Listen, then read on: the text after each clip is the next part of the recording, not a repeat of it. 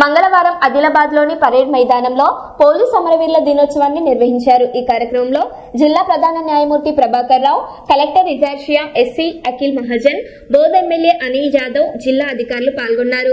విధి నిర్వహణలో అమరులైన పోలీసుల స్థూపానికి పూలమాలలు వేసి నివాళులర్పించారు। దేశవ్యాప్తంగా చనిపోయిన పోలీసుల పేర్లను ప్రకటించారు।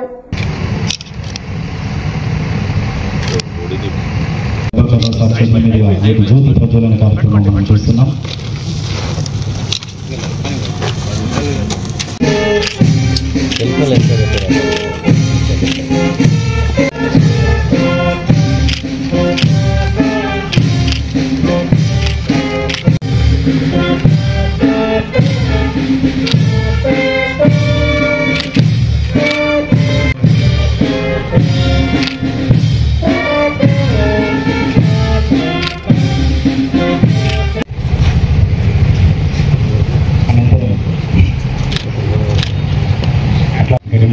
పోలీసు అధికారులందరూ కూడా పుష్పాలతో నివాళులు అర్పించాల్సిందిగా కోరుతున్నాం।